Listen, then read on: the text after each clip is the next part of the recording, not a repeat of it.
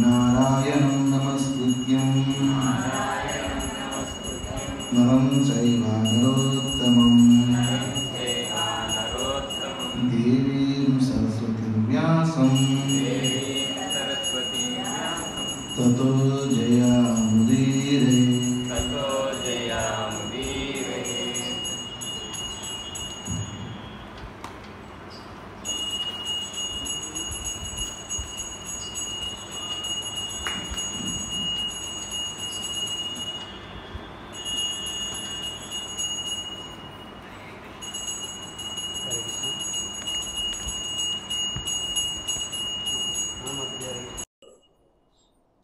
చదువుతున్న శ్రీమద్ భాగవతం ప్రథమ స్కందం అధ్యాయం 1 శ్లోకం 9. తత్తాంద్రాం జాసయుష్మన్ తత్ర తాత్రాంజాసాయుష్మన్ భవతాయద్వినిశ్చితం పుంసామే కాంతః కాంతతః శ్రేయస్తున్నః సంస్తుమహర్షి తత్ర తత్రాంజాసాయుష్మాన్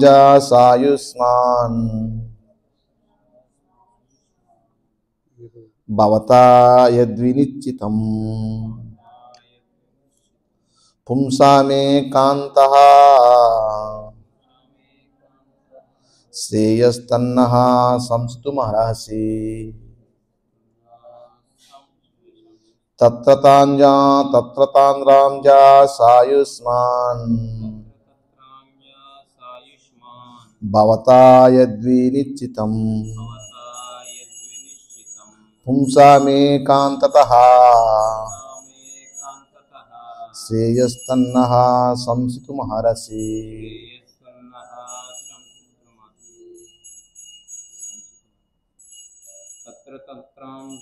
సాయుష్మాన్ భవతా యద్వినిశ్చితం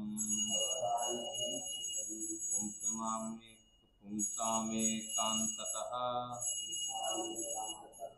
శ్రేయస్తన్నః శశితుమర్హసి.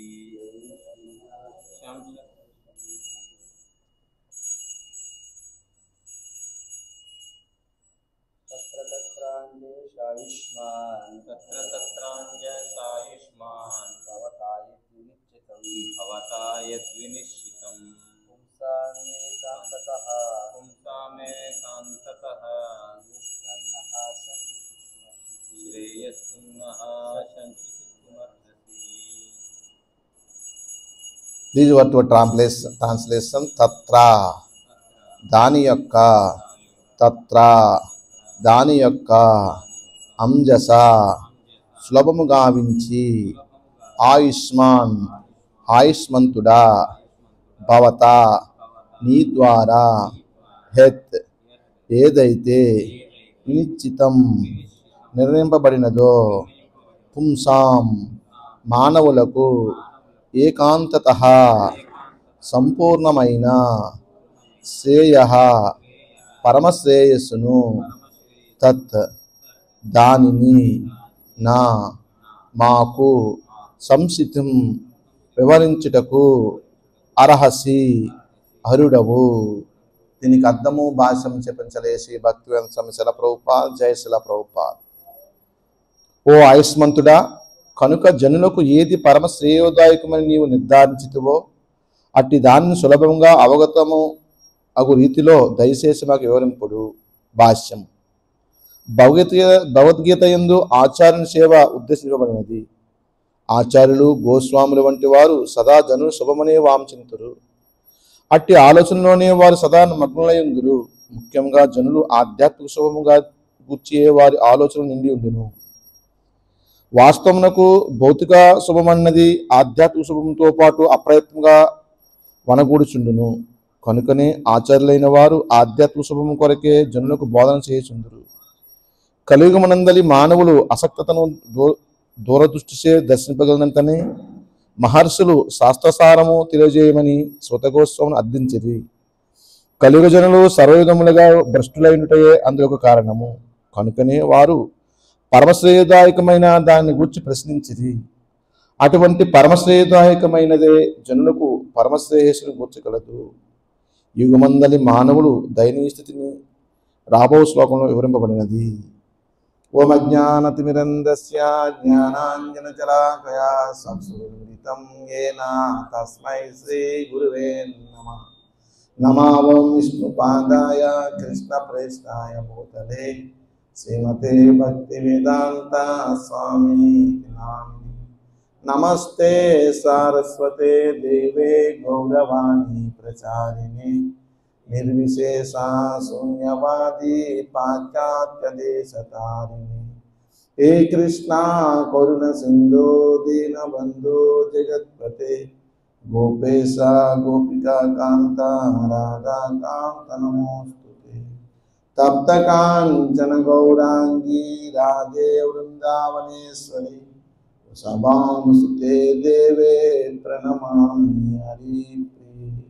వాంఛా కల్పతరుభ్యశ్చ కృపా సింధుభ్యైవ చ పతితానాం పావనేభ్యో వైష్ణవేభ్యో నమో నమః. నమో మహావదన్యాయ కృష్ణ ప్రేమ ప్రదాయితే కృష్ణాయ కృష్ణ చైతన్య నామ్నే గౌరతిసే నమః. జయ శ్రీ కృష్ణ చైతన్య ప్రభు నిత్యానంద శ్రీ అద్వైత గదాధర శ్రీవాసాది గౌరభక్త బృంద. హరే కృష్ణ కృష్ణ కృష్ణ హరే హరే హరే రామ రామ రామ హరే హరే. తత్రాంజసాయుష్మన్ భవతా యద్వినిశ్చితం పుంసామేకాంతతః శ్రేయస్తన్నః సంస్తు మహర్షి. ఓ ఆయుష్మంతుడా, కనుక జనులకు ఏది పరమ శ్రేయోదాయకమని నీవు నిర్ధారించుతావో అట్టి దానిని సులభంగా అవగతమవు రీతిలో మాకు దయచేసి వివరింపుడు.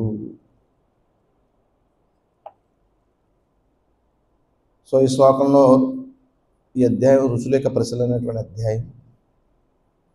సూత గోస్వామిని సోనకాది ఋషులు ప్రార్థిస్తూ ఉన్నారు.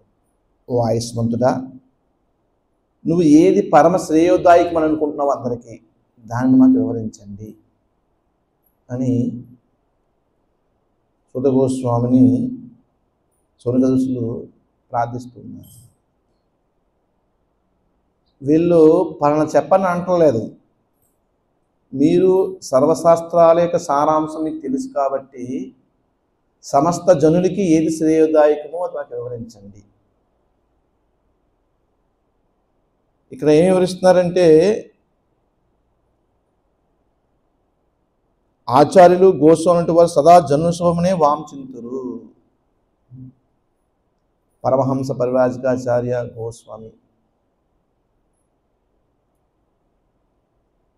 ఏ విధంగా వాళ్ళు మన శ్రేయస్సుని ఆశిస్తూ ఉన్నారు. వాళ్ళు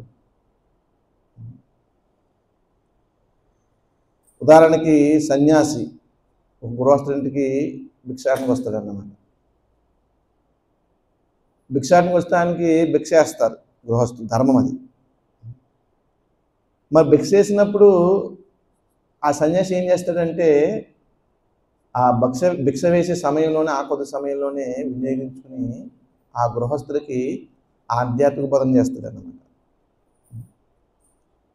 ప్లస్ ఇంకోటి ఏంటంటే, వాళ్ళకి ఒక సాధువుకి ఆహారాన్ని సమకూర్చడం ద్వారా వాళ్ళకి ఎంతో సుకృతి వస్తుంది. ఒక సాధువుకి మనం ఆహారాన్ని సమకూర్చడం ద్వారా. గృహస్థ అంటే సాధువుని పోషిస్తూ ఉండాలి. మన భారతదేశంలో రూపా చెప్తారు, ఇప్పటికీ సాధువు అంటే ఎంతో గౌరవం ప్రతి ఒక్కరికి కూడా. సాధువు అనగానే చేతులు నమస్కరిస్తారన్నమాట. మరి అటువంటి సాధువుని ఆదరించడం వల్ల వచ్చే ఉపయోగం ఏంటంటే ఆయన సిరుమందహాసము మన యొక్క సర్వ కష్టాన్ని సర్వ దోషాన్ని తొలగించేస్తుంది అన్నమాట. ఒక సాధువు యొక్క సిరుమందహాసం మన సర్వ కష్టాలన్నీ దోషించేస్తుంది. తులాయామ లవేనాపి న సుఖం న పరాం అంటే తులాయామ అతి స్వల్పమైన సమయము సాధువు యొక్క సాంగత్యం చేస్తే మోక్షానికన్నా స్వర్గ సుఖాల కన్నా ఒక మనిషికి అత్యున్నతమైనటువంటి సుఖం లభిస్తుంది. అదే ఆధ్యాత్మిక సుఖం. తులాయామ లవేనాపి నా స్వర్గం అపరాం. స్వర్గానికి పరానికన్నా ఉన్నతమైనది లభిస్తుంది.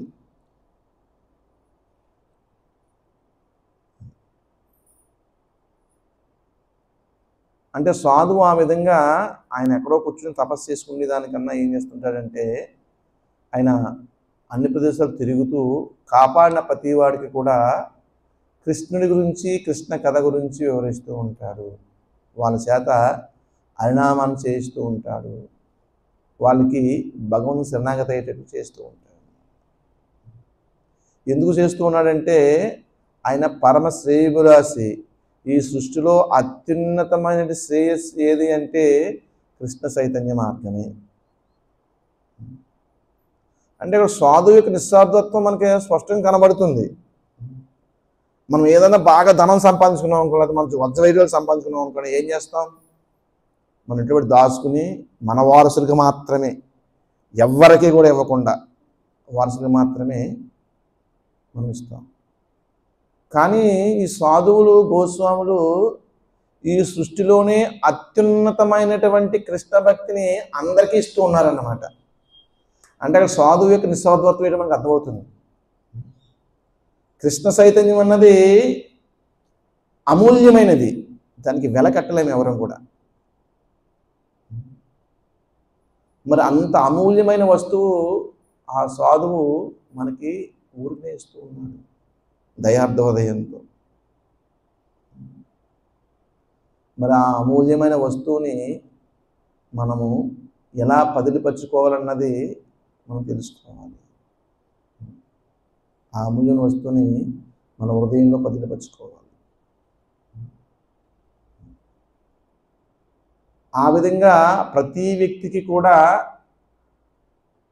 భగవంతుని యొక్క కృప, శ్రీకృష్ణ భగవాన్ యొక్క కృప వచ్చేటట్లుగా ఈ సాధువు నిరంతరము అన్ని ప్రదేశాలు తిరుగుతూ, గృహస్థులు తిరుగుతూ, ఆశ్రమాలు పెట్టి, ఆశ్రమాల్లో భగవంతుని యొక్క శ్రీ విగ్రహాలు పెట్టి అక్కడ ఆరాధన చేస్తూ, ఎంతోమంది వస్తే వాళ్ళందరికీ కూడా అనంతమైనటువంటి భగవత్ కృపను పొందేటువంటి స్థితిని ప్రసాదిస్తూ ఉంటారన్నమాట సాధువు యొక్క. సాధారణంగా సన్యాసి ఏం చేస్తాడంటే ఆయన ఏమి ఇది చేయవలసిన అవసరం లేదు. ఏది పెద్ద పెద్ద గుళ్ళు కట్టవలసిన అవసరం లేదు, లేకపోతే పెద్ద పెద్ద ఆశ్రమం స్థాపించిన అవసరం లేదు. ఆయన సింపుల్గా ఆయనకి ఒక శాలిగ్రామంలో ఉంటుంది. శాలిగ్రామాన్ని కూడా సాధువు ఏం చేస్తాడంటే ఆ పాలు ఈ నైవేద్యాలు గట్రా ఏమి ఉండవు. జస్ట్ గంగాజలం తీసుకుంటారు, అభిషేకం చేస్తారు, దానికి దూరం తులసి దళాలు పెడతారు. పత్రం పుష్పం ఫలం తోయం యోమే భక్త్యా పైచ్యతి. శిల ప్రభుపాద ఎందుకు వివరిస్తారంటే పత్రం కానీ పుష్పం కానీ ఫలం కానీ నీళ్ళు కానీ ఎందుకు సమర్పించమంటారంటే అవన్నీ కూడా ఎటువంటి వ్యయము లేకుండా, శ్రమ లేకుండా మనకు లభిస్తాయి. రోడ్డు మీద అలాగే వెళ్ళిన 2 పుష్పాలు లభిస్తాయి. 2 పుష్పాలు ఇస్తే సరిపోదు. గోదావరిలో అనంతమైన జలం ఉంది, గోదావరి జలం పరమ పవిత్రమైనది. తులసి దళాలు సాధారణంగా ఎక్కడైనా లభిస్తుంది. ఫలం అది కూడా లభిస్తుంది. దీనికి పెద్ద మనిషి తలకిందుగా చేసి జీవితాంతం కష్టపడవలసిన అవసరం ఏం లేదు, రోజంతా కష్టపడాల్సిన అవసరం లేదు. అందుకు భగవంతుడు తనను సేవించడానికి అతి సులువైన విధానాన్ని మనకి ఇస్తూ ఉన్నారు. అక్కడ ఇంకోటి చెప్తారు భగవంతుడు 12వ స్కందంలో, స్తోమత ఉన్నప్పుడు కూడా ఇటువంటి పత్రం పుష్పము తోయం నూళ్ళతో సరిపెట్టేయడం కూడా మంచిది కాదు. భగవంతుడు అటువంటి సమయంలో అత్యున్నతమైన అతి నాణ్యమైనటువంటి నైవేద్యం సమర్పించాలి. కానీ ఏమీ లేని వాడికి, సన్యాసికి, ఇటువంటి వాళ్ళకి మాత్రమే పత్రం పుష్పం తాగుతారు. బాగా చెప్పారు, ఫలం కానీ పుష్పం కానీ నీళ్ళు కానీ ఏదో పెట్టేమన్నారని రోజు మనం అయ్యి పెట్టేస్తాం అనుకోండి, మనం మాత్రం గారెలు బూర్లు పరవన్నాలు అవి మనం తింటాం అనుకోండి, అది యుక్తమైన విధానం కాదు. అది ఏది లభించే స్థితిలో ఉన్నప్పుడు అవి పెట్టచ్చు. సాధువుకి అందరికీ కూడా అంటే అదే ధనం ఉండదు కాబట్టి, అవేమి కొనడానికి టైం ఉండదు కాబట్టి వాళ్ళు ఏం చేస్తారంటే ఈ విధంగా తులసి దళము గంగాజలం బాగా అర్పించి వాళ్ళు ఆ విధంగా చేస్తుంటే వాళ్ళు ధన్యత పొందుతారు, ముక్తిని పొందుతారు. మరి ఎందుకు మన గురించి ఆలోచిస్తున్నారు? సాధువు ఎందుకు మన గురించి ఆలోచిస్తూ సామాన్యమైనటువంటి జనం గురించి ఎందుకు ఆలోచిస్తూ ఉన్నాడు? ఎందుకు ఆలోచిస్తూ ఉన్నాడంటే భగవంతుని యొక్క కోరిక తీర్చడానికి. భగవంతుని కోరిక ఏంటి? ఈ సృష్టిలో ఉన్నటువంటి సకల జీవరాశులు అన్నీ కూడా వైకుంఠలోకం వచ్చేసి అక్కడ ఆనందంగా ఎటువంటి దుఃఖము లేకుండా జీవించాలనేది భగవంతుని కోరిక. అన్నీ భగవంతునికి మనకు వచ్చినాయే. మన పిల్లలు ఉన్నారు, మన పిల్లలకి ఏం చేస్తాం మనం? మంచి నేను పడ్డ కష్టాలు వాడు పడకూడదు, చాలా ఆనందంగా ఉండాలి, అది ఇది అన్ని రకాల ఏర్పాట్లు చేస్తాం వాడికి. వీడు ఇప్పుడు నాతోనే ఉండాలని కోరుకు, అది భగవంతుడు సేమ్. అంటే ఆయన దగ్గర మనకు వచ్చింది, మన దగ్గర దానికి వెళ్ళలేదు. మనం ఒక సామాన్యమైనటువంటి ఒక భౌతికమైన బంధంలో ఉన్నటువంటి యాక్చువల్గా ఈ పిల్లలు మన సంబంధం ఏం లేదు, మనకు పుట్టిన పిల్లలు మనకు సంబంధం ఏం లేదు. ఎందుకంటే భౌతిక పదార్థము భగవంతుడిదే, ఆత్మ పదార్థం భగవంతుడిదే, మన జస్ట్ ఒక పాత్ర అంతే. కానీ మనందరం మాత్రం కంపల్సరిగా భగవంతునికి సంతానమే. మనందరం కూడా మమైవాంసో జీవలోకే జీవపోత అనేది సంతానమే, అందరికీ సందేహం లేదు. మామూలు అయితే మన సంతానం ఏం కాదు, మనం ఏ పిల్లలకి ఎవరికి తెలియదు ఏ సంతానం కాదు. మనం చిత్రకేతు మహారాజు ఆయన కుమారు చచ్చిపోయినప్పుడు ఏడుస్తూ ఉంటాడు. ఏడుస్తూ ఉన్నప్పుడు నారదమహాముని వస్తాడు. ఎంతమంది వచ్చినా ఊరుకోడు నా కొడుకు అని ఏడుస్తూ ఉంటాడు అనమాట. ఇక నారదమహామునికి రిలైజ్ అవ్వాలనే ఉద్దేశంతో ఆయన యోగశక్తితో బతికిస్తాడనమాట. ఆయన పుత్రాలు లేసేవంటారు అనమాట. ఎవరు మీరు అంటాడు. నేను ఆయన పుత్రుడిని, నీ తండ్రిని అంటాడు అన్నమాట. నా తండ్రివా, నేను ఎన్నో కోటి జన్మల పైన ఎత్తాను, ఇంకా కోటి జన్మలు ఎత్తాను, ఏ జన్మలో తండ్రి నువ్వు అంటాడు అనమాట. అంటే అప్పుడు చిత్రకేతు మహారాజుకి అప్పుడు అర్థమవుతుంది, ఈ భవబంధాలు అన్నవి నిజమైనవి కావు, నేను నిజమైన తండ్రిని కాదు, నేను ఈ బంధంలో పడి నా కుమారుడు అని అనుకుంటున్నానని. అప్పుడు ఆయనకి రియలైజేషన్ వచ్చి అప్పుడు భగవంతుని యొక్క పాదపద్మానికి శరణాగతి అవుతాడు. అప్పుడు శరణాగతి కాడు చిత్రకేతు మహారాజు, ఇప్పుడు మహాభక్తుడు అవుతాడు అన్నమాట. అంటే బంధ విముక్తి జరిగినప్పుడే మనము భగవంతుని యొక్క బంధం ఏర్పాటు చేసుకుంటాం. భౌతిక బంధాలు ఉన్నాయి అనుకోండి, భగవంతుడు ఏర్పాటు చేసుకోలేం. మా అబ్బాయి పరిస్థితి బాగలేదు, మా అమ్మాయి పరిస్థితి బాగలేదు, మా అల్లుడు చచ్చిపోయాడు, మా కొడుకు తాగుబోతు, మా మనవాళ్ళు ఇంకా చిన్నపిల్లలు, ఇంకా ఏదో నా దగ్గర డబ్బు లేదు, లేదా డబ్బు ఉంటాడు జాగ్రత్త చేయరు, నేను జాగ్రత్త చేయాలి, ఇలా జీవితాంతం ఎన్నో లంబటాల్లో పడి మనం దాన్ని రక్షించడానికి చూస్తాం. కానీ ఎన్నటికీ కూడా మనము దాన్ని రక్షించలేము. ఒక జీవుడు యొక్క కర్మను బట్టి ఆ జీవుడికి ఏది ప్రాప్తించాలో అది ప్రాప్తిస్తుంది. మనం ఇవ్వాలనుకుంటే ఇవ్వలేము, తీసేయలేము. మనం రక్షించలేము. కానీ మోహం, ఇదంతా నాదే అన్న మోహం. నిన్న భాగవతంలో ఈ థర్డ్ క్యాంటలో వివరిస్తూ ఉన్నారు. ఈ బ్రహ్మదేవుడు ఈ 5 రకాలైనటువంటి అజ్ఞానం సృష్టిస్తాడు. అందులో ఏంటంటే ఇదంతా భగవంతుని ఆస్తే, ఇదంతా కూడా ప్రతి అను భగవంతుని ఆస్తే. కానీ ఇది నాదని దీని మీద మనం అజమాయిషి చేయడానికి నిరంతరం ప్రయత్నిస్తూ ఉంటాం. అంతా భగవంతుడిదే, సృష్టి అంతా భగవంతుడిదే. భ్రమపూర్వకమైనటువంటి ఆ యొక్క విధంలో జీవిస్తాం. భగవంతుని ఆస్తిపై పెత్తనం సాధిస్తాం. మరి భగవంతుడు ఈ ఆస్తి ఎందుకు ఇచ్చాడు మనందరికీ? ఈ సృష్టిలో ఉన్న ప్రతి వస్తువు భగవత్ సేవలో వినియోగించి దాన్ని అనుభవించి మనం ఆధ్యాత్మికలోకి వెళ్ళేటువంటి స్థితిని ప్రసాదించడానికి భగవంతుడు అంతా ఏర్పాటు చేశాడు. భూమి ఊరికి నీకు పంట ఇవ్వట్లేదు, భూమి ఊరికి నీకేమీ పంట ఇవ్వటం లేదు, ఊరికే వర్షం కురవటం లేదు. ఇవన్నీ దేనికంటే ఈ యొక్క వనరులను ఉపయోగించుకుని భగవత్ సేవలో ఉంటూ నువ్వు ముక్తిని పొందడానికి. కానీ మనం ఏం చేస్తున్నాం? శుభ్రంగా అన్ని వినియోగించుకుంటున్నాం, భగవత్ సేవలు మాత్రం ఉండటం లేదు. ఎద్దుకి రోజు దాన పెడుతున్నాం అనమాట, అది మాత్రం పని చేయట్లేదు, పడుకుని ఉంటుంది. రైతు పోషిస్తాడా? కానీ భగవంతుడు పోషిస్తాడు. కారణం ఏంటంటే ఆయన ప్రేమ, సర్వజనుని యొక్క శ్రేయస్సు కొరకు, ఒకరి గురించి కాదు, సర్వజనుల శ్రేయస్సు కొరకు. గోస్వామి భగవద్భక్తులు భగవంతుని యొక్క నినాదం ఏంటంటే సర్వేజన సుఖినో భవంతు, అందరూ సుఖంగా ఉండాలి, అందరూ ఆనందంగా ఉండాలి. నిస్వార్థపరుడు మాత్రమే సర్వేజన సుఖినో భవంతుని కోరుకుంటాడు. స్వార్థపరుడు నేనే సుఖంగా ఉండాలని కోరుకుంటాడు, మరి ఇతరులు ఎవరు సుఖంగా ఉండకూడదు అని కోరుకుంటాడు. అందుకు సూత గోస్వామిని ఈ యొక్క సోనిగములను అడుగుతున్నారు, ఈ సమస్త జనులకి మాకు ఏది శ్రేయోదాయకమో అది దయచేసి మాకు బోధించండి. మీరు దీర్ఘ ఆయుష్మంతుడా, ఓ ఆయుష్మంతుడా. ఎందుకు అలా సంబోధిస్తున్నాడంటే ఆయన రోమాంసు మహర్షి. ఆయన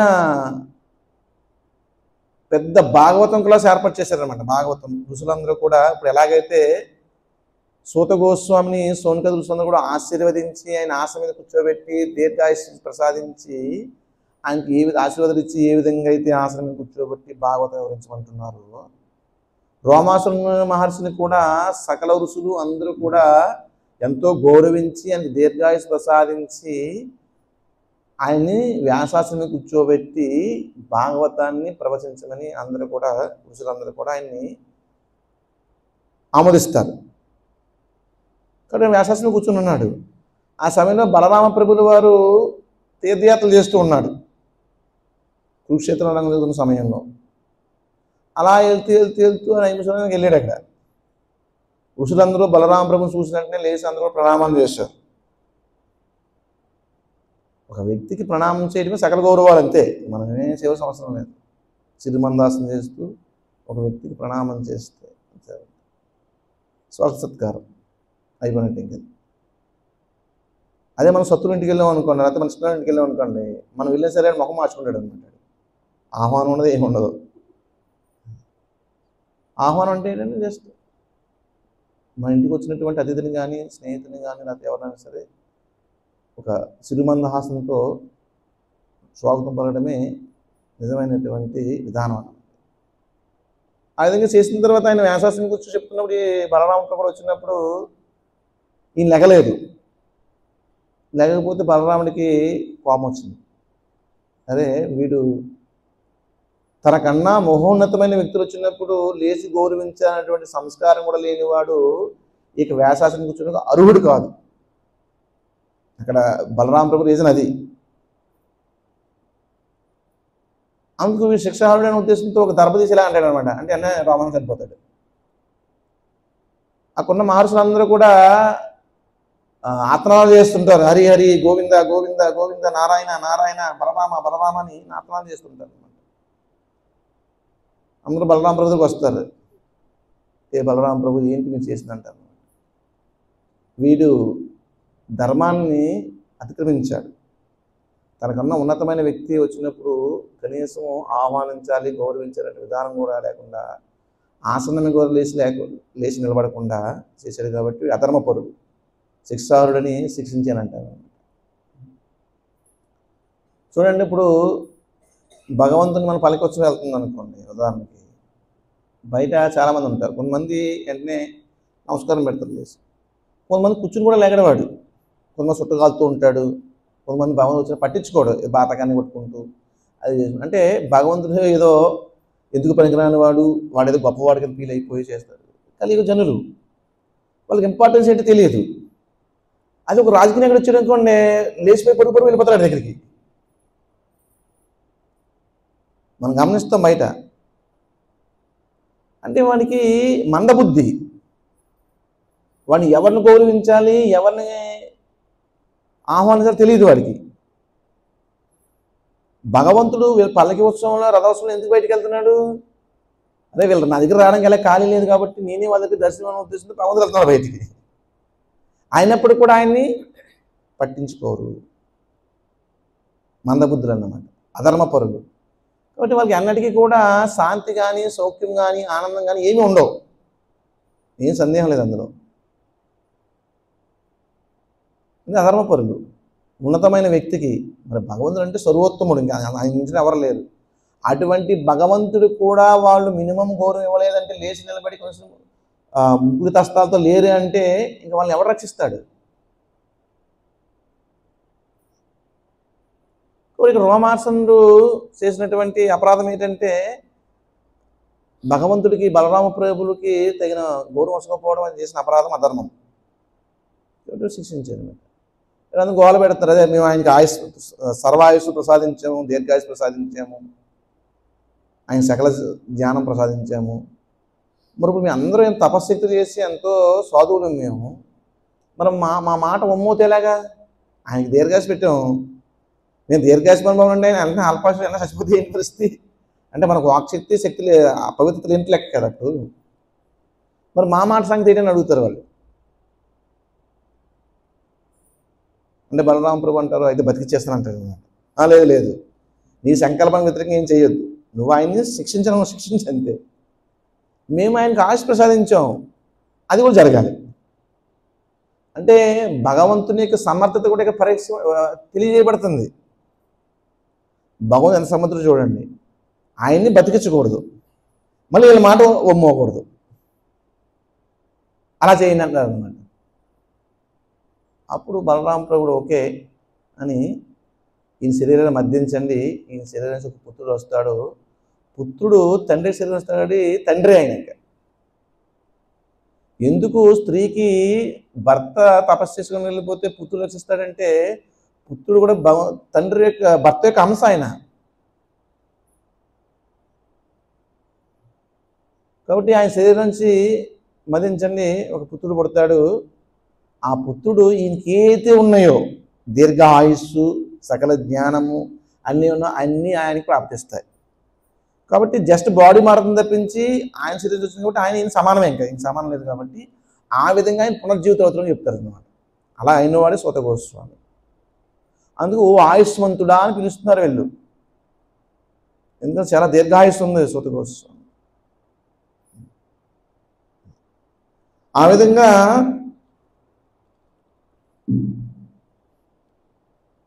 ఇక్కడ ఇంకొక ముఖ్యమైన విషయం చెప్తున్నారు. ముఖ్యంగా జనులు ఆధ్యాత్మిక సుఖమును గూర్చే వారి ఆలోచనలు నిండి ఉండును. వాస్తవమునకు భౌతిక సుఖం అనేది ఆధ్యాత్మిక సుఖముతో పాటు అప్రయత్నంగా వనగూడుచుండును.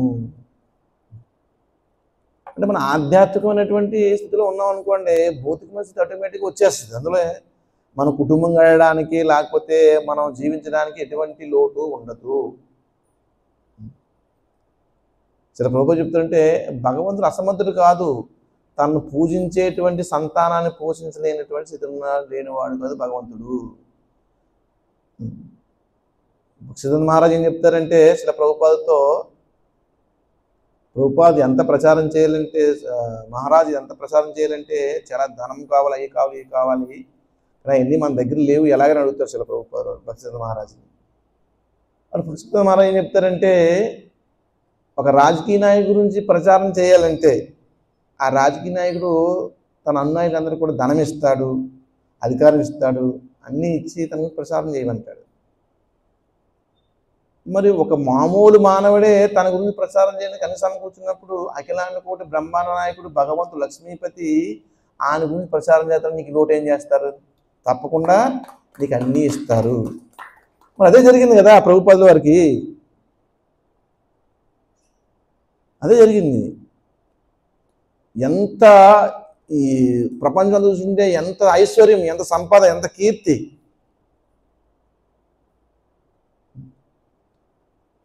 మరి ఎంత ప్రచారం చేశారు.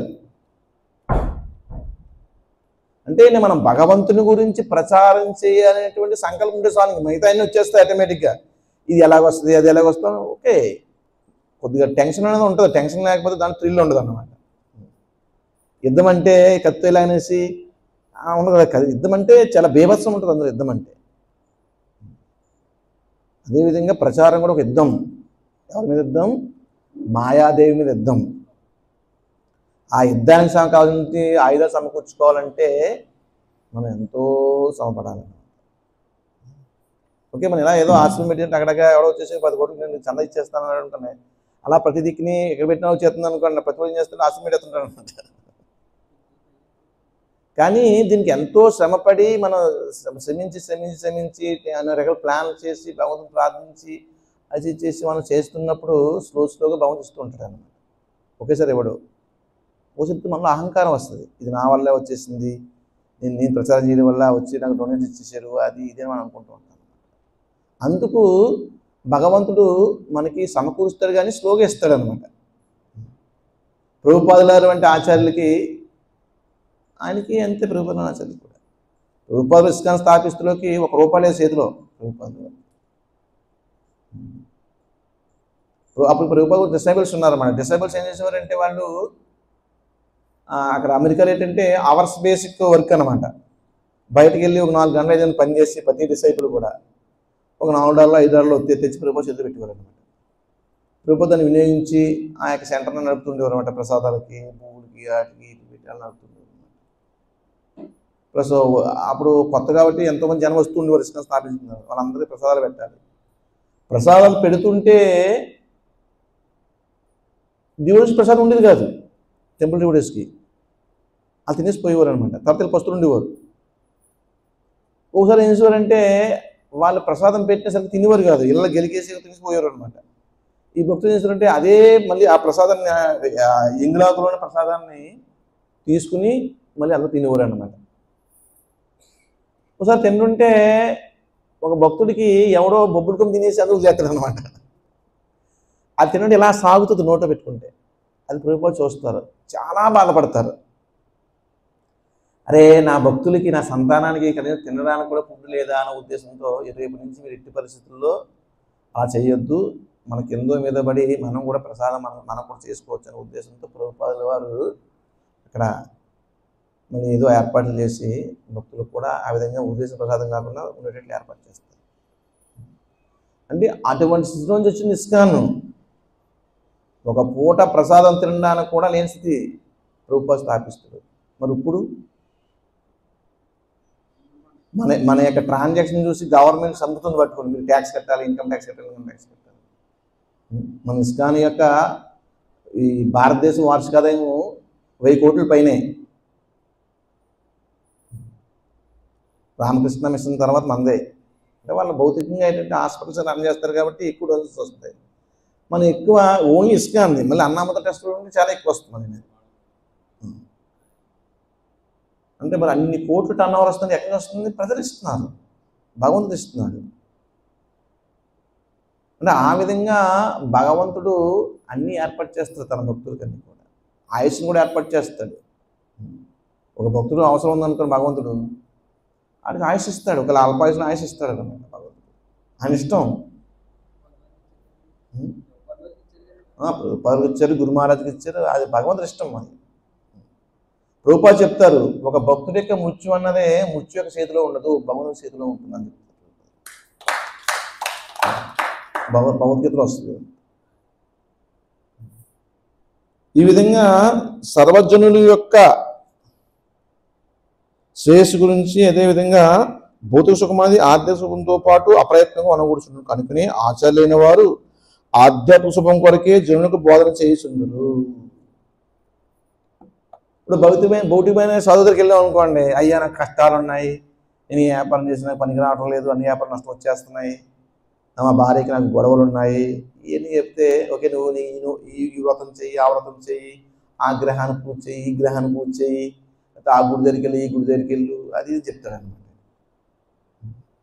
కానీ ఆధ్యాత్మిక ఆచార్య దగ్గరికి వెళ్తే ముందు నువ్వు భగవంతుని యొక్క సేవ చేయని చెప్తాను. ఎందుకంటే భగవంతునికి సేవ చేస్తే నీ అన్ని భౌతిక కష్టాలు పోయి నువ్వు సెటిల్ అవుతావు ఆధ్యాత్మిక సుఖంతో పాటే భౌతిక సుఖం కూడా లభించేస్తుంది ఆటోమేటిక్గా. అది ఆ విధంగా ఆధ్యాత్మికమైన వ్యక్తి ఏం చేస్తుందంటే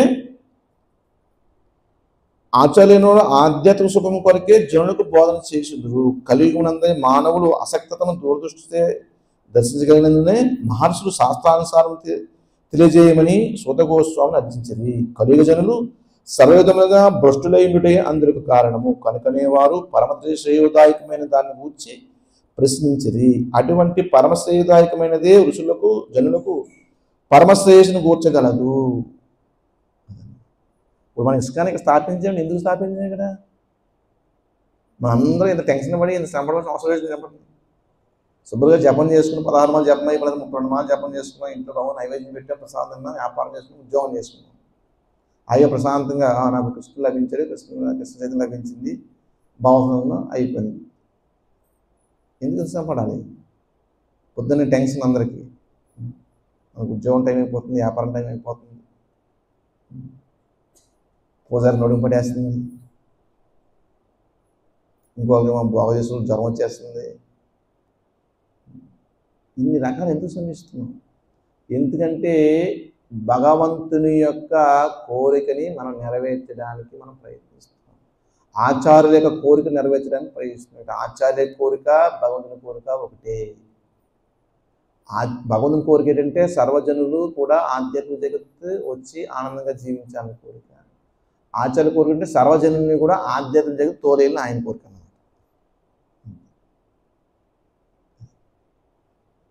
యాక్చువల్గా ఆచార్యుల యొక్క స్థితి ఏంటంటే రూపా చెప్తారు, భగవంతుడు కొన్ని సమయాల్లో సర్వధర్మాన్ని పరిత్యజ్య మామేకం సర్వజ అహం త్వం సర్వ పాపేభ్యో మోక్షయిష్యామి. నువ్వు ఇలా ఇలా చేస్తేనే నీకు మోక్షం ప్రసాదిస్తాను అని చెప్తున్నాడు భగవంతుడు. కానీ ఆచార్యుడంట ఏం చేయకపోయినా మోక్షం చేస్తాడు ఆచార్యుడు. అంటే ప్రభువు చెప్తారు, కొన్ని సమయంలో ఆచార్యుడు భగవంతుడు కన్నా కరుణాంత హృదయుడు. ఇప్పుడు ఎవడో వస్తాడు, తాగుబోతూ తిరిగిపోతే వాడు వస్తాడు, ఆడు భక్తి చేయడానికి అర్హత లేదు వాడికి. కానీ మనం ఏం చేస్తాం? వెంటనే మాల చేయవయ్యా చెయ్యి అని కూర్చోటి జపం చేస్తాము, వాడికి ప్రసాదం పెడతాము, అదేదో బోధన చేస్తామని చేస్తాం. అది చెప్పాలంటే ఆధ్యాత్మిక స్థితిని పొందడానికి ఎటువంటి అర్హత లేదు. కానీ వాడికి ఆధ్యాత్మికత ఇవ్వడానికి మనం ప్రోత్సహిస్తాం, వాడిని ఆదరిస్తాం, ప్రేమ జీవిస్తాం, వాడికి భౌతికమైన దుఃఖం గురించి వివరిస్తాం. అలా చేయడం వల్ల ఏమవుతుందంటే ఆ వ్యక్తిలో మార్పు వచ్చి భగవంతుని శరణాగతి అవుతాడు. వీడు తాగుడు మానేసిన తర్వాత, లేకపోతే వీడు హ్యాబిట్స్ మానేసిన తర్వాత వాడు బోధన చేద్దారంటే వాడి జీవితం ఎప్పుడు మాట్లాడు, వాడికి అర్హత రాదు ఎప్పుడు. అంటే ఒక సాధువు యొక్క కృపే అర్హత. ఒక సాధువు యొక్క కృప, ఒక సాధువు యొక్క దర్శనమే ఆ జీవుడికి అర్హత. అంతే. చిన్న ప్రభుపాదలో వెళ్ళి అమెరికాలో ఎవరికి అర్హత ఉంది? అసలు వాళ్ళకి ఏం తెలుసు? వాళ్ళకి ఇంకేమన్నా భారతదేశం అంటే రాముడు తెలుసు, కృష్ణుడు తెలుసు, అది తెలుసు, నారాయణ తెలుసు, లక్ష్మీదేవి తెలుసు, ఆత్మ గురించి తెలుసు, పరమాత్మ గురించి తెలుసు, జగన్నాథ్ గురించి తెలుసు, రాధాకృష్ణ గురించి అందరి గురించి తెలుసు. వాళ్ళకి ఏ అర్హత ఉంది? మన ప్రభుపాదలు ఏం చేశారు? వాళ్ళు శుభ్రంగా అంతా మార్చేశారు. అది సాధువు యొక్క లక్షణం. సాధువు ఏం చేస్తారంటే ఆచరణను ఆధ్యాత్మిక సుఖం కొరకే జనులకు బోధన చేసాను. ఓన్లీ ఆధ్యాత్మిక సుఖం అంటే అక్కడ అనుకోవచ్చు ప్రతి వాళ్ళు ఏంటి అత్మాను కృష్ణ అంటారు, కృష్ణ అంటారు, కృష్ణుని చెప్తూ ఉంటారు, కృష్ణుని వింటుంటారు, కృష్ణ పరమాత్మ వింటుంటారు, అన్ని కృష్ణుని చెప్తుంటారు అని అంటారు. కృష్ణుని సర్వం మత్తపతం నాణ్యత కించి చేస్తుందని చెయ్య, నన్ను మించిన పరమశక్తి భగవంతుడు స్వయంగా చెప్తున్నాడు. మరి ఆయన మించిన పరమశక్తిని మనం ఏం చేస్తాం? ఆయన నామం చెప్పించకపోతే ఆయన పద్మత్వం చేసి ఇంకెవరిని చేపిస్తాం? బౌద్ధ జగత్తులో కొన్ని ఉన్నాయి, స్త్రీ సుఖము, సంపద ఉన్నాయి. ఏం చేస్తాం? వాటి గురించి మనం నిరంతరం ప్రయత్నించమా? భౌతిక జగత్తులో అయ్యే సుఖాలు, స్త్రీ సుఖము, ధన సుఖం. మనం అందరూ ప్రయత్నించి అది ధనంగా ప్రయత్నించేదంతా కూడా. మరి ఆధ్యాత్మికమైన సుఖం అంటే అది మహోన్నతమైనది. దాని మించింది ఏది లేదు. భౌతిక వ్యక్తిని చూసుకున్నాం అనుకోండి, ఎంతోమంది పొద్దున్న తెల్లారి చాలు మనం జపమాలు పెట్టుకుని వస్తాము, ఒక చేతులు బ్యాగ్ పెట్టుకెళ్తాడు అనమాట, అందుకు క్యారేజ్ పెట్టుకెళ్తాడు అనమాట. ఎందుకంటే తినడానికి. ఒక పక్షి తెల్లారుతుంది, కావు కావు అంటే కాకి ఎగురుతుంది. ఎందుకు ఎగురుతుంది? అది ఎక్కడ ఆహారం దొరుకుతుంది, ఎక్కడ ఆహారం దొరుకుతుంది. మనిషి కూడా లేదు టైం లేదు అనమాట, లేచి బ్యాగ్ ఎక్కడికెళ్తాడు, 10 వరకు అయినాక ఆహారం కాదు, 10 వరకు ఆహారం కాదు, అంతే. ఏం తేడా ఉంది? దాన్ని రెండాట్లో ఒకటే వ్యాపారం.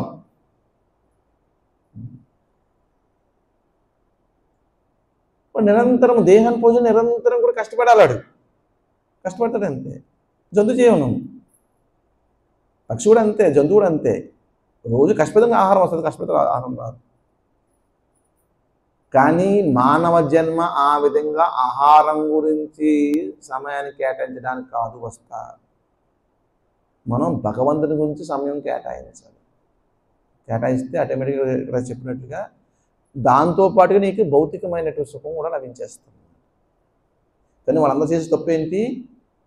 మనం కష్టపడకపోతే ధనం రాదు, ధనం రాకపోతే మనం సుఖంగా ఉండలేము, ఆనందంగా ఉండలేము అనే ఉద్దేశంతో నిరంతరం కష్టపడతాం. దీని రూపాయలు ఏం చెప్తారంటే, వంటే ఎడారిలో ముళ్ళ కంచెలు మేస్తూ ఉంటుందట. మేస్తున్నప్పుడు గుచ్చుకుంటున్నాయి కానీ బాగానే ఉంది, రక్తం వస్తుంది ముళ్ళలోంచి అనుకుంటుంది. కానీ రక్తం వచ్చి ముళ్ళలోంచి కాదు, దాని నోట్లోంచి వస్తుంది రక్తం, ముళ్ళు గుచ్చుకుని. అదేవిధంగా మామూలు వ్యక్తులు కూడా నిరంతరం కష్టపడుతూ వాళ్ళ రక్తాన్ని దారపోస్తూ, వాళ్ళ కాలాన్ని దారపోస్తూ, వాళ్ళ ఆయుష్ని దారపోస్తూ, మేము సుఖంగానే ఉన్నాం. ఎక్కడ సుఖంగా ఉన్నాడు? సుఖంగా ఉంటాడు, ఆయుష్ తగ్గిపోతుంది, అడిగి అన్నీ తగ్గిపోతున్నాయి కదా, మరి ఎందుకు బాధపడుతున్నాడు? సుఖంగా లేడు, సుఖంగా ఉండాలని ప్రయత్నిస్తున్నాడు, ఎలాంటి సుఖంగా ఉండలేడు. ఎందుకంటే ధనం వచ్చినా సుఖం లేదు, స్త్రీ వచ్చినా సుఖం లేదు, సంతానం వచ్చినా సుఖం లేదు, ఏ వచ్చినా సుఖం లేదు వాడికి.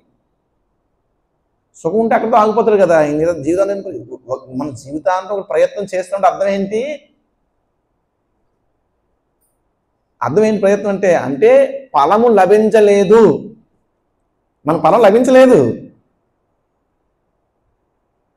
నువ్వు చెట్టు ఎక్కితే బుట్ట నిండా కాయలు కోసావు అనుకోండి, చెట్టు కింద దిగిపోతావు. బుట్ట ఒక్కాయ కోసావు అనుకోండి, ఇంకా ఎక్కడో పైన ఏం చేస్తావు? ప్రయత్నిస్తూనే ఉంటావు బుట్ట దాకా. మనం అంతే, జీవితాంతం ప్రయత్నిస్తూనే ఉంటాం. ఎందుకంటే ఫలం రాదు. ఫలం ప్రయత్నిస్తున్న అర్థం ఏంటంటే అది నువ్వు ఇంకా చేస్తూనే ఉన్నావు అని అర్థం. ఆధ్యాత్మికంగా ఎప్పుడైతే మనం భగవంత్ శరణాగతి అయ్యామో ఫలం వస్తుంది. ఆ ఫలం ఏంటంటే ఏవం ప్రసన్న మనసు భగవద్భక్తి యోగత, ప్రశాంతమైన చిత్తం వస్తుంది. ప్రశాంతమైన చిత్తం వస్తే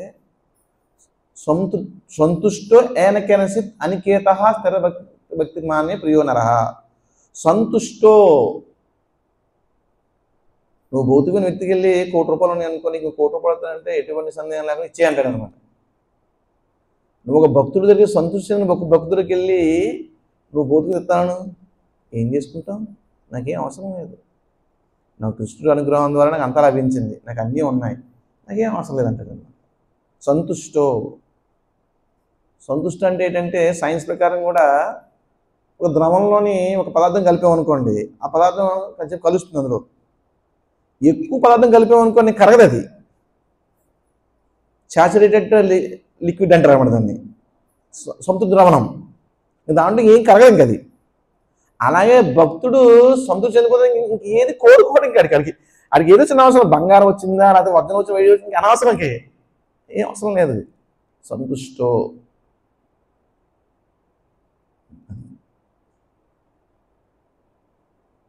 మరి భౌతికంగా సంతుష్టి అని ఎవడన్నా ఉన్నాడా? ఎవడో లేడు. భౌతికంగా సంతుష్టి అనే వ్యక్తి ఎవడో లేడు. ఓన్లీ ఆధ్యాత్మిక సాధనలో వచ్చిన వ్యక్తి మాత్రమే సంతుష్టో. ఎందుకంటే ఆడ ఆత్మ పూర్ణ సంతృప్తి చెందుతుంది, భగవంతుతో ఉంటుంది కాబట్టి. భౌతికున్న వ్యక్తికి ఆత్మ ఎన్నటికీ కూడా భౌతిక వస్తువుతో సంతృప్తి చెందదు కాబట్టి వాడికి సంతృప్తి అన్నది లేనే లేదు. అటువంటి సంతృప్తిని ఇవ్వడానికే మనకి ఆచార్యులు భక్తులు అందరూ కూడా కృష్ణ చైతన్యాన్ని ప్రసారం చేస్తూ ఉంటారు. అటువంటి సంతృప్తి బాహ్యంగా ఈ ప్రపంచంలో ఎక్కడా దొరకదు. మాయాసుఖం అంతా కూడా. మాయాసుఖం అంటే సుఖంలాగే ఉంటుంది, కానీ సుఖం కాదు. ఆ క్షణం అయిపోయింది. మళ్ళీ ఇవాళ భోజనం చేసాం మంచిగా, ఇవాళ భోజనం చేసాం, రేపు భోజనం చేయకుండా ఉంటామా? భోజనం చేయకపోతే కుదరదు, భోజనం చేయవలసిందే. అంటే నువ్వు ఈ ఒక్కరోజు ఇప్పుడు సంతృప్తి చెందేవు అంతే, రేపు భోజనం లేదు సంతృప్తి చెందేవా? ఆకలి చేస్తుంది అసంతృప్తి ఉంటాం అన్నమాట. కానీ ఆధ్యాత్మికంగా అలా ఏముండదు, పూర్ణ సంతృష్టితో ఉంటుంది. వాడికి భౌతికమైన సుఖం లభించకపోయినప్పుడు కూడా నో ప్రాబ్లం, దాంతో అవసరం లేదు. చిల ప్రభుపాద ఇంకో ఉదాహరణ కూడా చెప్తారనమాట. నువ్వు బాగా భోజనం చేసావు, ఫుల్గా చేసావు అనమాట, ఫీస్ట్. మళ్ళీ ఎవరైనా వచ్చి ప్రభు గులాబ్ జామున్ అంటే నాకు వద్దయ్యే అంట అనమాట. ఎందుకంటే తిన్నాం, సంతుష్టి. ప్లీజ్ బాబు నేను తినలేనైనా వదిలేవయ్యా, వద్దే నాకు వద్దయ్యా అంటాడు అనమాట. అదే ఆకలి అన్నమాట పెడితే నువ్వు పెట్టకుండా తినేస్తాడు వాడు, పెట్టి తినేస్తాడు. సంతుష్టి అంటే అదన్నమాట. అది ఒక క్షణమో ఒకరోజు ఉండదు, లైఫ్ లాంగ్ ఉంటుంది. ప్రతి ఇంద్రియం ప్రతి అణువు సంతృష్టిగా ఉంటుంది అన్నమాట. నా చోచతి నా కాంక్ష. అటువంటి వాడికి దేని గురించి బెంగ ఉండదు, కోరిక ఉండదు. ఆవి ప్రశాంతం లేకపోతే గడ ప్రశాంతం ఉంటుంది.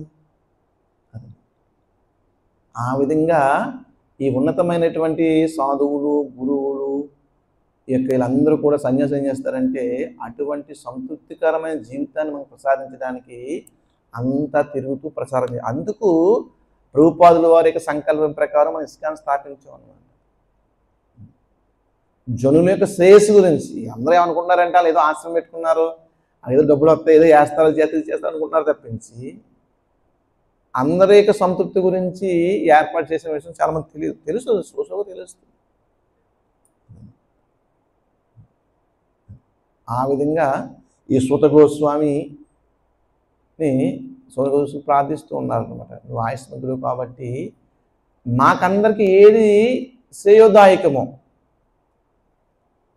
అది మాకు దయచేసి వివరించండి అని అంటే ఒక సాధువుని సమీపించినప్పుడు మనం అడగవలసింది ఏంటంటే దయచేసి నన్ను ఉద్ధరించేటువంటి వాక్యాన్ని వివరించండి అని చెప్పాలన్నమాట. అది నాకు ఏది శ్రేయదాయకము అంటే సాధువు వచ్చేసింది, స్వామి మీరు బాగానే వచ్చారు, మీరు సాధువు మా ఇంటికి చాలా పుణ్యము, నేను కాలు గడిగేస్తాడు, పుష్పాలు వేస్తాడు, అన్నీ వేస్తాడు. ఇసిన ఏం చెప్తాడు, స్వామి చాలా కష్టాలు ఉన్నాను స్వామి, నా బిజినెస్ చాలా డల్గా ఉంది, మొన్నటిదాకా బాగానే ఉంది, ఎవడో కాంపిటేటర్ వచ్చేది చాలా కష్టంగా ఉంది, అమెరికాలో ట్రంప్ చాలా ఇబ్బంది పెడుతున్నాడు, మా కొడుకు కూడా ఇబ్బంది పడుతున్నారు, ఇన్ని సమస్యలు చెప్తున్నాడు. అది నిజమైన సాధువుని అడిగేటువంటి విషయం కాదు. అయ్యా నేను ఈ భౌతిక లంబరంలో పడున్నాను, నేను ఏం చేస్తే సుఖంగా ఉంటానో దయచేసి నాకు వివరించండి. అలా ప్రాధాయపడిన వాడే అప్పుడు సాధువు యొక్క వాణ్ణి స్వీకరిస్తాడు.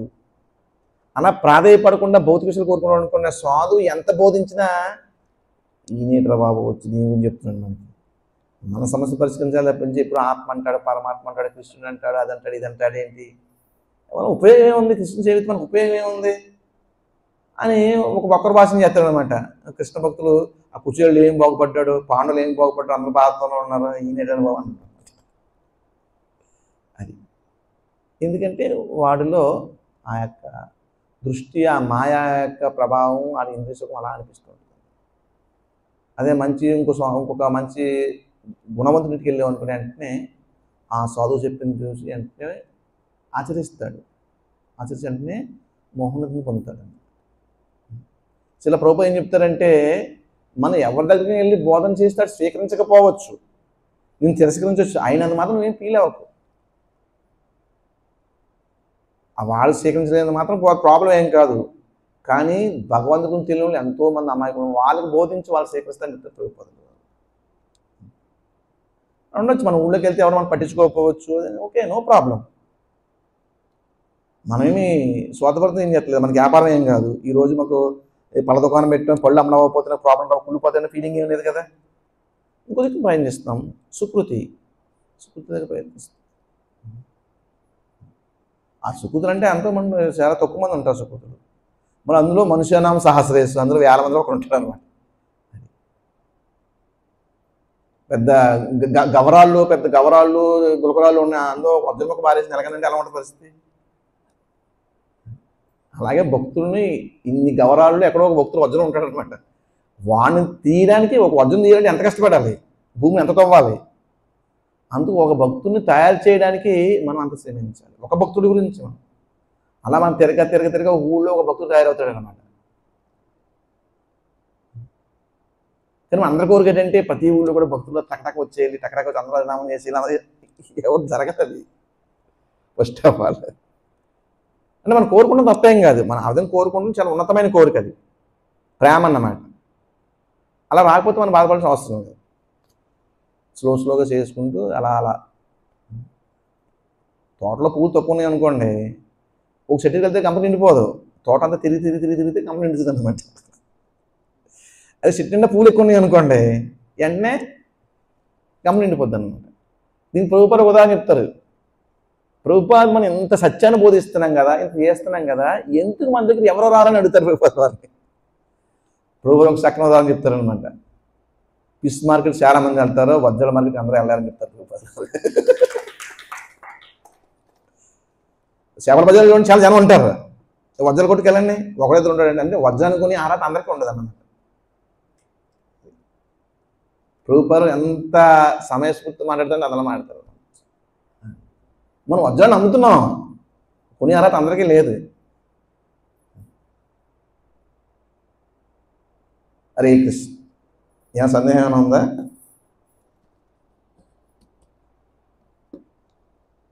గ్రంథరాజ్ శ్రీమద్ భాగవతంకి జగద్గురు శిల ప్రభుపాదికి జయ గురుదేవ్.